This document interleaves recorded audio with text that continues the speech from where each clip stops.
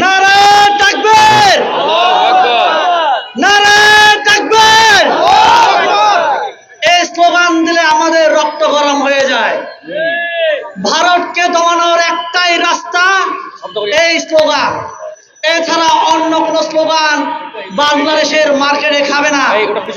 আমি এই 16ই ডিসেম্বরে বিজয়ের মাসে আপনাদেরকে বলতে চাই, আপনারা জয় বাংলা স্লোগান না দিয়ে এই স্লোগানটাই ধারণ করুন যে ভারতীয় পণ্য বর্জনের ডাক হিন্দু বৌদ্ধ খ্রিস্টান ছাত্র জোট এরা ডাক দিয়েছে।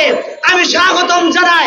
আমি এর পাশাপাশি আমি খুশি হতাম যদি আমার বাংলাদেশের হিন্দু ভাইরা ভারতের বিরুদ্ধে মিডিয়ায় এসে আওয়াজ তোলা শুরু করত।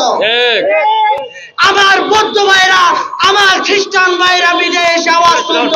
ভারতের মিডিয়া যেভাবে করে আমাদেরকে প্রপাগান্ডা ছড়াচ্ছে, এই প্রপাগান্ডা থেকে বাঁচার একমাত্র উপায় আমরা যারা হিন্দু বৌদ্ধ খ্রিস্টান আছি, আমাদেরকে মিডিয়ায় এসে কথা বলতে হবে, আমাদেরকে আওয়াজ তুলতে হবে। করতে চাই এই বাংলাদেশের গভর্নমেন্টকে, আমার পাহাড়ের ভাইরাও আপনারা সকলে জানেন আমরা ট্রেনিং প্রাপ্ত।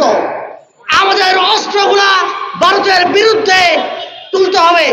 আমাদের এই পাহাড়ের প্রত্যেকটা নাগরিককে ভারতের 7 সিস্টারের দিকে চোখ দিতে হবে।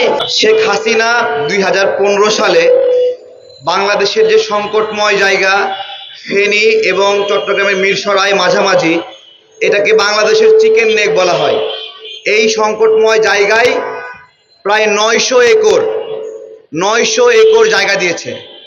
ধরতে পারেন ঢাকা বিশ্ববিদ্যালয়ের বড় একটা এরিয়া আমরা দেখি না, এর 3-4 গুণ বেশি এরিয়া দিয়েছে, ভারতকে দিয়েছে। আচ্ছা, এই জায়গাটা যে সংকটময় আমরা সবাই জানি না, এটা জানি না। এইখানে শেখ হাসিনা জায়গাটা কেন দিল? ফেনী, নোয়াখালী এবং এই যে চট্টগ্রাম, যে এখানে economic zone, Indian economic zone, যারা ভাবেন এইখানে ইন্ডিয়া এসে কারখানা স্থাপন করবে, বাংলাদেশের অর্থনীতি সচল করবে, ভুল রাজ্যে আছেন। ইন্ডিয়া কখনো এটা করবে না, কখনোই করবে না। বরঞ্চ এই অঞ্চলটাকে তাদের নিয়ন্ত্রণের একটা জায়গা বানিয়ে ফেলেছে। খুনি হাসিনা দীর্ঘ 16টি বছর ভারতকে বাংলাদেশের যে সকল অবৈধভাবে ইকোনমিক জোন বরাদ্দ দিয়েছে, সেই জোনগুলো বাতিলের দাবিতে আজকের এই গণবিক্ষোভ। আমরা এটাও বলি, শুধু ভারতকে দেওয়া ইকোনমিক জোনগুলো বাতিল করলেই হবে না, একই সাথে দীর্ঘ 17টি বছর ভারতের সাথে যে সকল অবৈধ চুক্তি করা হয়েছে, লেনদেন করা হয়েছে, সে সকল চুক্তি বাতিল করে জনগণের সামনে এটা উন্মুক্ত করে দিতে হবে।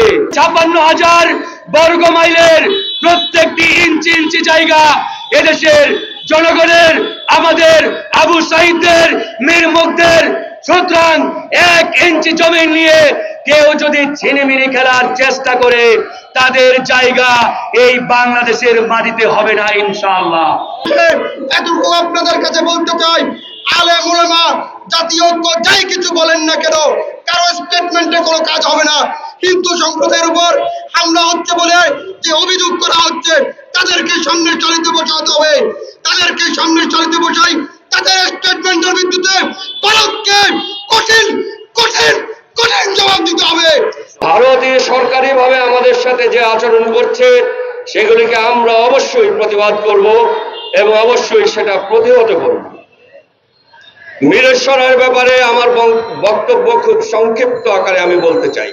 মিরেশ্বরাইতে যে জায়গাটায় এই জমি দেওয়া হয়েছে, 900 একর বা যাই হোক, সেই জায়গাটা আমাদের জন্য খুবই জরুরি একটা জায়গা।